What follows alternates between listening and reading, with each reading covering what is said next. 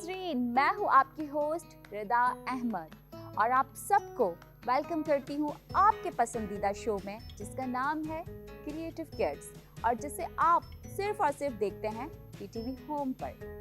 जी, तो जो प्यारे प्यारे बच्चे इस वक्त मुझे स्क्रीन पर देख रहे हैं उन सब से मुखातिब हूँ मैं। अगर आपको लगता है कि आपके अंदर कोई भी टैलेंट मौजूद है, चाहे आप अच्छे एक्टर हैं, अच्छे सिंगर हैं, अच्छे पोइट हैं या अच्छे स्पीकर हैं, आप अपने स्कूल में अच्छी स्पीचेस करते हैं और आपने कोई भी अचीवमेंट हासिल की है, कोई भी टैलेंट आपके अंदर मौजूद है और आप वो टैलेंट हम सबके साथ यहाँ पर आकर शेयर करना चाहते हैं, तो मोस्ट वेलकम। आप हमसे कांटेक्ट करें और हम आपको अपने प्रोग्राम में आने का मौका देंगे और आप अपनी अचीवमेंट को, अपनी काबिलियत को हमारे साथ, यहाँ जो प्यारे प्यारे बच्चे मौजूद हैं उनके साथ और जो बच्चे हमें स्क्रीन पर देख रहे हैं उन सब के साथ शेयर करने का आपको मौका मिलेगा।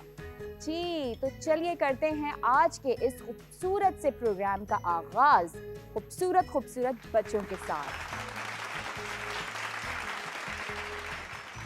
आज की हमारी जो खूबसूरत बात है जिससे हम आज के प्रोग्राम का आगाज करेंगे वो है जैसी करनी वैसी भरनी, कर भला सो हो भला। आप जब किसी के साथ भी बुरा करते हैं, चाहे वो किसी भी तरह का हो, किसी की आपने चॉकलेट चुरा के खा ली, किसी की आपने चुपके से उसके बैग से आपने कोई भी खाने की चीज़, टॉफ़ी या कुछ भी आपने, पेंसिल, स्कूल्स में बच्चे अक्सर दूसरों के बैग से जो है वो चीज़ें निकाल लेते हैं या अक्सर ऐसा बहुत ज़्यादा होता है कि आप जो है वो ब्रेक टाइम में अपना लंच बॉक्स अच्छा नहीं लगता आपको कि पता नहीं क्या अम्मा ने बना के दे दिया है और आप अपने साथ वाले का लंच बॉक्स जो है वो आप चुपके से उसमें से खा लेते हैं, तो ये बहुत बुरी बात है क्योंकि आप ऑब्वियसली सी बात है कि कोई चीज़ चुपके खाएंगे तो मतलब आप चोरी कर रहे हैं और चोरी करना बुरी बात है। इसलिए हमेशा अच्छा करें ताकि आपके साथ भी अच्छा हो और बुराई से जितना हो सके अपने आप को दूर रखें। ये मैसेज आपने सबको देना है। अब आप यहाँ से जाएंगे, आप अपने घर में, फैमिली में, स्कूल में, फ्रेंड्स में, सबको आपने ये बात बतानी है कि हमेशा अच्छे काम करने चाहिए और जो भी बुरे काम है उनसे दूर रहना चाहिए क्योंकि अच्छे काम आपके पास वापस आते हैं पलट के अच्छाई के रूप में और जो आप बुरा करते हैं किसी के साथ तो वो आपके साथ भी बुरा हो जाता है। और यही मैसेज हमारे प्यारे बच्चों के लिए भी है जो हमें स्क्रीन पे देख रहे हैं, जो हमारे नाजरीन हैं, कि हमेशा जितना हो सके अपने आसपास दूसरों के साथ जितना हो सके अच्छा करें और जितना हो सके बुराई से दूर रखें खुद को और दूसरों को।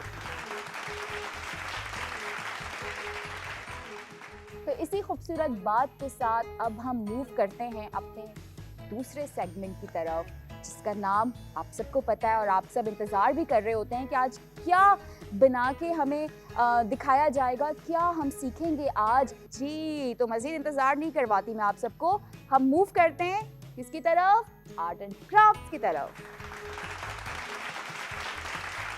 जी नाजरीन, तो अब हम आ चुके हैं हमारे सबसे इंटरेस्टिंग सेगमेंट की तरफ जिसका नाम है आर्ट एंड क्राफ्ट और यहाँ पर हमारे साथ मौजूद हैं दो बहुत ही प्यारे बच्चे और साथ ही टैलेंटेड भी और ये दोनों मुझे आज ज्वाइन कर रहे हैं क्योंकि आज हम मिलकर आपके लिए बहुत ही इंटरेस्टिंग सा कुछ बनाने लगे हैं। आपको सिखाएंगे कि आप किस तरह से नॉर्मल चीज़ों के साथ ही अपने घर में बैठे कुछ क्रिएटिव आइडियाज़ जो है वो डिज़ाइन कर सकते हैं और उससे अपने रूम को, अपने घर को डेकोरेट कर सकते हैं।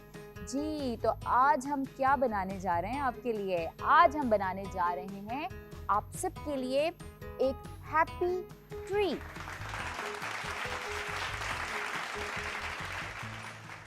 तो हैप्पी ट्री बनाने के लिए हमें क्या क्या चीज़ें चाहिए मैं आपको बता देती हूँ। हमें चाहिए डिस्पोजेबल ग्लास या कप, कुछ भी कह लें आप इसको, ठीक है। वो मैंने एक ले लिया है और उसको मैंने ब्राउन शीट के साथ जो है वो कवर कर दिया है क्योंकि हम ट्री बना रहे हैं तो हमें ब्राउन शीट चाहिए थी।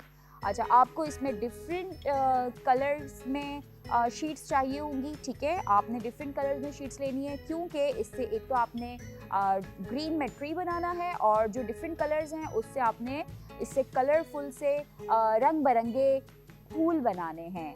तो ये मेरे पास फूल हैं जो कि हमने शीट पे पेंसिल से हमने उसको ड्रॉ करके और फिर हमने उसे उसी शेप में जो है वो सीजर से कट कर लिया था। बहुत इजी है, बहुत आसान है, आप भी ट्राई कीजिएगा।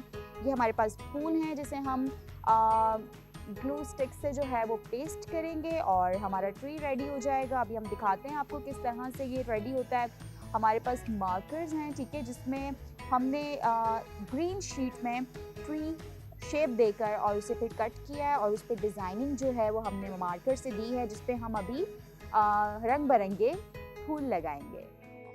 किसको चाहिए ये ट्री? चाहिए आपको? गुड। मैं जितो चाहिए, बत्ती तो चाहिए। अच्छा, आपको ये ट्री चाहिए? आपका नाम क्या है? आमना। आमना, आमना, नाइस नेम। ओके आमना, आप मेरा वाला ट्री ले लीजिएगा, पर आप मुझे बताओ आप इसको घर पे लगाओगे कहाँ पे? स्टूल के बस्ते में रख देंगे। छुप जाएगा। इतनी मेहनत कर रहे हैं, दिखाना है ना सबको कि क्या बनाया है। क्या तो कह रही पता ही नहीं है। पता ही नहीं है। आप अपने बेडरूम में रखना ना इसको। चलो जी, कंपटीशन स्टार्ट हो गया है भाई, देखते हैं कौन सबसे पहले पेस्ट करेगा फ्लावर्स। मुझे लगता है मैं विन कर जाऊंगी। मैं एक सवाल पूछ सकता हूँ आपसे? जी जी भोला, आप पूछें, बिल्कुल पूछें। हाँ, आप ये जो दरख्त बना रही हैं, इसको रोज पानी कौन डालेगा? इसको पानी कौन डालेगा? जो इसको रखेगा अपने पास, उसकी ड्यूटी है। मैं तो लूँ बेचारा, मेरा छल ढीला हो जाएगा। इट्स ओके, उससे आपका दिमाग ठंडा रहेगा भोला। अच्छा फिर ठीक है। आप लोगों ने पेस्ट कर लिए फ्लावर्स सबने? ओके जी, मेरा ट्री तो रेडी हो गया है। अभी मैं आप लोगों को दिखाने जा रही हूँ। Here you go। कैसा है? प्यारा लग रहा है ना, कलरफुल सा, कितने मजे मजे के डिफरेंट कलर्स आ रहे हैं और देखिए शेप कितनी अच्छी लग रही है। ओके दिखाएं मुझे। अच्छा इसको ऐसे लगाएं बेबी, उल्टा लगा दिया। जहां आपने उनका फेस बनाया है ना, आप उस तरफ लगाएंगी। ओके, दैट्स ग्रेट भाई। आयजा का ट्री देखिए। अब हम रायान का ट्री देखेंगे, सबसे अलग थलग।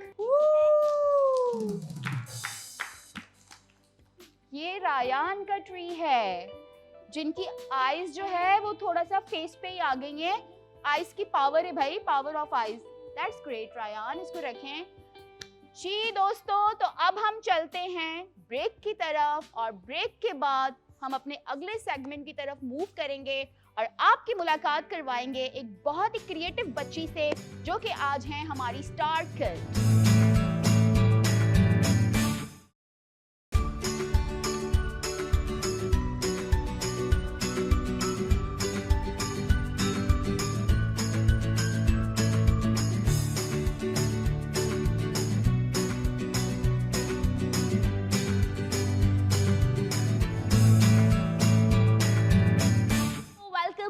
After break. चलें जी, अब हम अपने नेक्स्ट सेगमेंट की तरफ मूव करते हैं और हमारे साथ मौजूद हैं एक बहुत ही क्रिएटिव बच्ची, जिनसे मैं खुद बहुत इंस्पायर हो गई उनके बारे में जान के। स्टार किड का हमारा सेगमेंट है और हमारे साथ एक स्टार मौजूद हैं।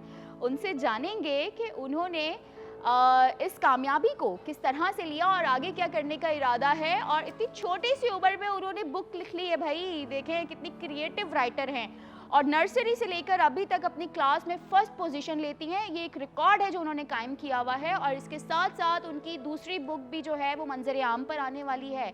हर नेम इज लारेब मुस्तफ़ा। तो आइए चलिए उनसे करते हैं बात। अस्सलाम वालेकुम। वालेकुम अस्सलाम। कैसी हैं आप? अल्हम्दुलिल्लाह, I am good. Thank you so much Laraib, आपने ऑब्वियसली इस शो में आई आप और माशाल्लाह यू आर सो क्रिएटिव। मुझे पर्सनली आपके बारे में जान के बहुत मैं इंस्पायर हुई हूँ। And thank you so much for inviting me. Very most welcome Laraib. अच्छा लारेब, मैंने सुना है कि आपने माशाल्लाह से एक बुक लिखी है और इतनी छोटी सी उम्र में आपने बुक लिख ली, तो उसका टाइटल क्या है, नाम क्या है उस बुक का? बेसिकली बुक का जो नेम है वो एल बेल आई टेल है। एक्चुअली ये जो सिंधी में है एल बेल टेल, काफी यूनिक सा नाम है, इसका मतलब क्या है?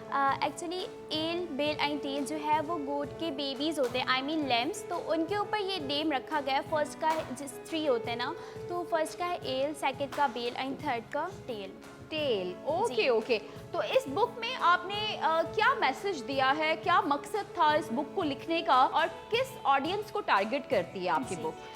ये जो बुक है वो मैंने किड्स के ऊपर लिखी हुई है एंड इसका मॉरल ये है कि हमें अपने एल्डर्स की, अपने पेरेंट्स की जो है वो रिस्पेक्ट करनी है और हमें उनका कहना मानना है, बिकॉज पेरेंट्स जो होते हैं वो हमें डिफ्रेंशिएट करते हैं कि राइट पाथ क्या है एंड रॉन्ग पाथ क्या है, वो हमें अच्छी चीज़ें सिखाते हैं। Of course they teach us. Okay, तो आपने उसमें अपना एक्सपीरियंस भी शेयर किया है? जी एग्जैक्टली। कभी ऐसा हुआ है कि आपने कोई डिसीजन लेना चाहा और आपके पेरेंट्स ने कहा कि Lareeb this is not good for you, और आपने पेरेंट्स की बात को माना? ऐसा कभी कोई आपकी लाइफ में इंसिडेंट आया?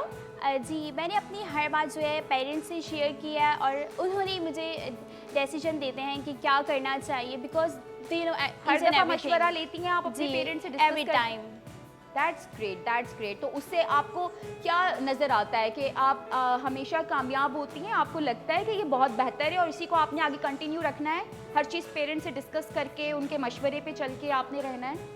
बिल्कुल, मैं हर चीज़ जो है अपने पेरेंट्स से ही डिस्कस करती हूँ, बिकॉज मुझे नहीं लगता और मुझे एक्सपीरियंस भी मे बी ना हो उस बारे में, बट मेरे पेरेंट्स को होता है, तो इसलिए वो मुझे बताते हैं कि ये करो तो ये होगा और ये करोगी तो ये होगा। मतलब फिर मुझे पता चल जाता है कि इस चीज़ के एडवांटेजेस क्या हैं, डिसएडवांटेजेस क्या और हैं। वो आपको मिसगाइड नहीं करेंगे, हमेशा आपको सही चीज़ दिखाएंगे। एग्जैक्टली, क्योंकि आपकी कामयाबी उनकी कामयाबी है।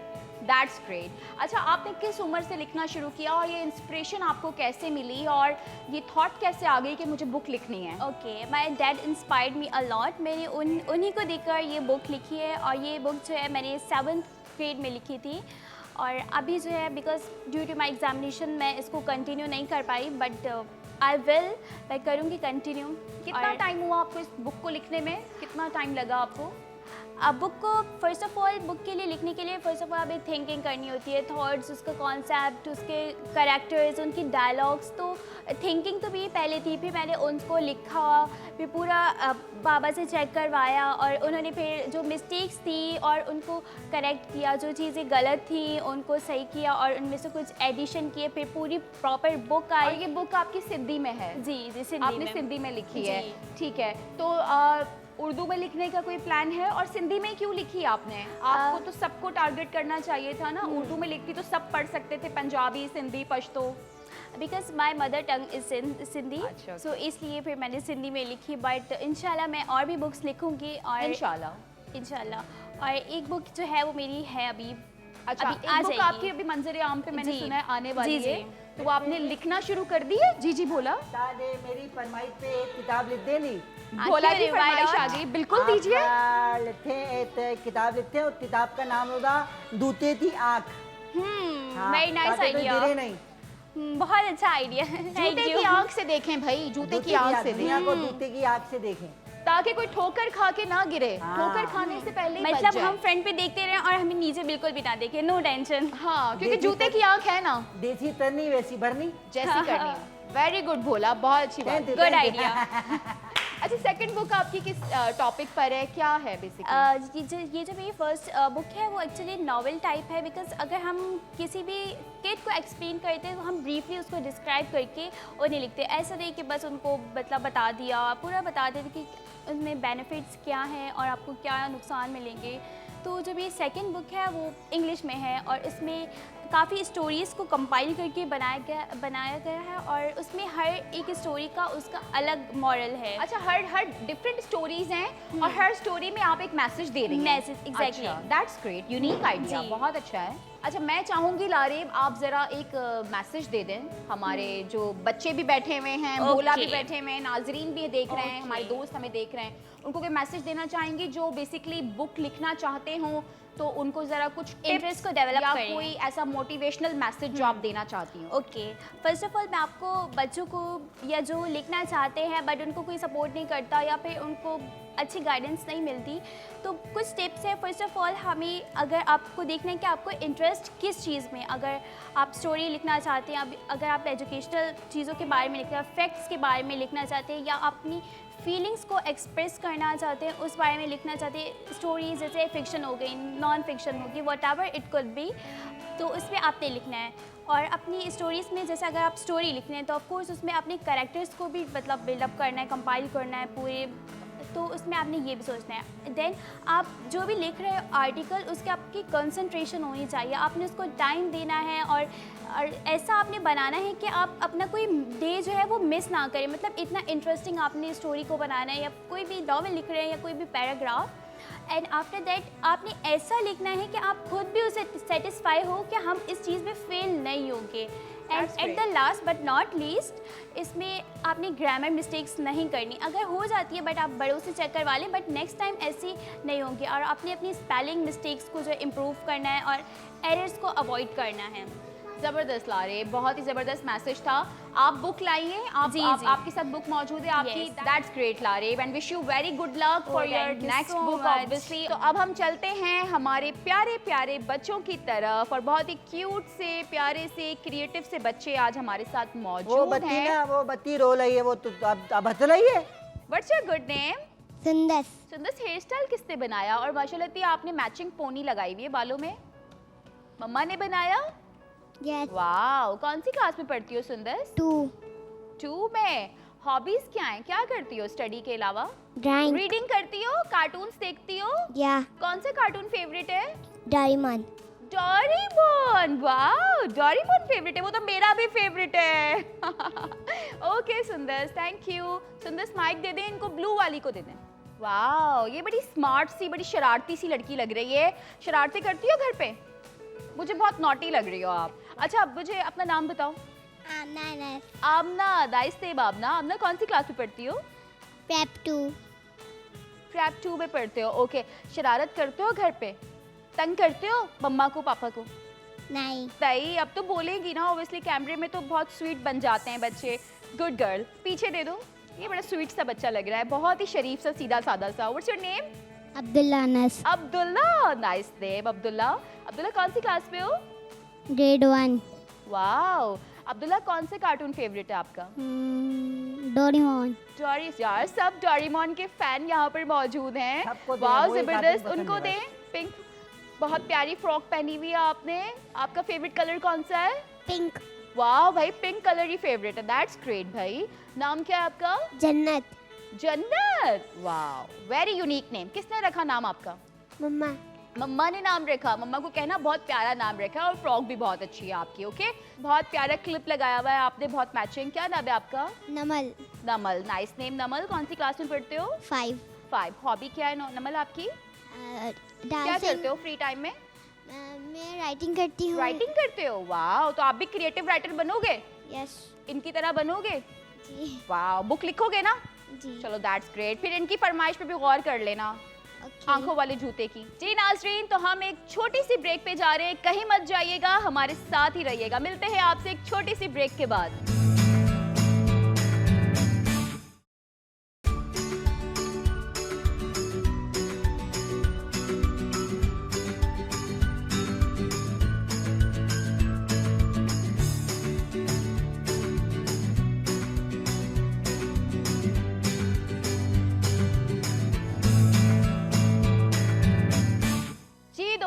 Welcome back after break. और अभी हम जिस सेगमेंट की तरफ जा रहे हैं, ये बहुत ही मज़े का सेगमेंट है, क्योंकि इसमें मैं आप सबको सुनाऊंगी एक मज़े की स्टोरी। तो मैं आपको स्टोरी सुना रही हूँ। एक बच्चा है जो कि बहुत शरारती है, बहुत शरारती बच्चा है। हमेशा वो कोई ना कोई रास्ता निकालता है दूसरों को तंग करने का और दूसरों को परेशान करने का। बहुत शरारती बच्चा होता है, उसको शरारत करना बहुत अच्छा लगता है, लेकिन ज़्यादा शरारतें भी कभी कभी आपको महंगी पड़ जाती हैं ना। अच्छा, एक दफ़ा क्या होता है कि वो बच्चा बकरियां चराने के लिए लेकर जाता है। वो बच्चा जो है वो बकरियां चराने के लिए कहाँ लेकर जाता है? पहाड़ पर। और वहाँ बकरियां जो है वो घास खा रही होती हैं, तो वो बच्चा जो है वो बोर होने लगता है। उसको लगता है बहुत बोरिंग काम है, रोज़ मेरे पेरेंट्स मुझे कहते हैं बकरियां चराने चले जाओ। उसको ना एक शरारत सूझती है कि मैं ना सबको तंग करूँगा, तो वो ना बहुत ज़ोर ज़ोर से चीखना शुरू कर देता है, शेर आया, शेर आया, शेर आया। और जब ये आसपास के लोग सुनते हैं कि शेर आ गया है, तो सब लोग जो है वो लकड़ियाँ और जो भी उनके पास चीज़ें होती है वो लेकर पहाड़ी की तरफ जाते हैं। और जब सब वहाँ पहुँचते हैं शेर को मारने के लिए, उस बच्चे की हेल्प करने के लिए, क्योंकि वो मदद के लिए पुकारता है ना, हेल्प के लिए उसकी मदद करने जाते हैं, तो वो वहाँ जाके देखते हैं कि बच्चा हंस रहा होता है ज़ोर ज़ोर से। ओ मैंने बेवकूफ़ बनाया, मैंने पागल बनाया, मैंने बेवकूफ़ बनाया, मैंने पागल बनाया। और सब अजीब परेशान हो जाते हैं कि इसने क्या हरकत की है। वो तो मजाक भी करता है। अच्छा, ऐसा दोबारा होता है, सेकंड डे भी होता है, थर्ड डे भी होता है। सब उसकी बात का यकीन करके शेर को मारने पहुंचते हैं और वहाँ कोई शेर नहीं होता।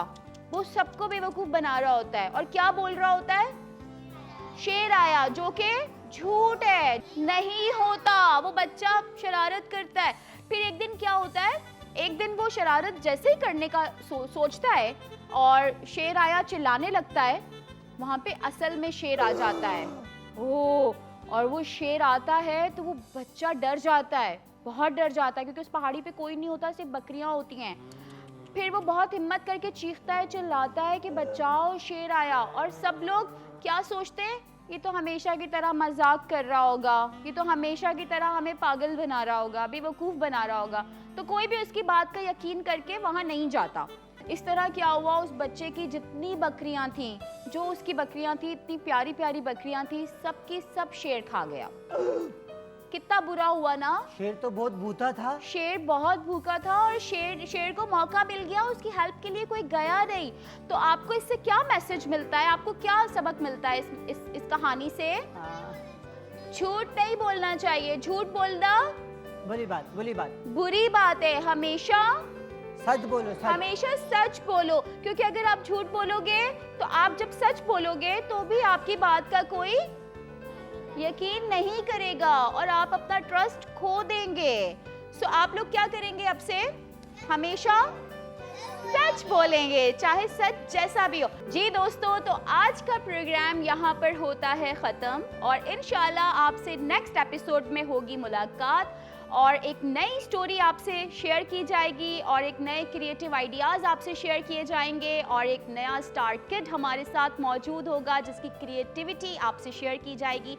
मैं अगेन आपको बताती चलूँ, अगर आपको लगता है आपके अंदर कोई सलाहियत है, आप एक्टर हैं, सिंगर हैं, राइटर हैं, शायर हैं या स्पोर्ट्स में कुछ अच्छा कर रहे हैं, तो आप हमसे कांटेक्ट कर सकते हैं। हम आपको मौका देंगे हमारे इस शो में शिरकत करने का और आप अपनी क्रिएटिविटी, आपका टैलेंट इस शो के ज़रिए सबको दिखा सकते हैं।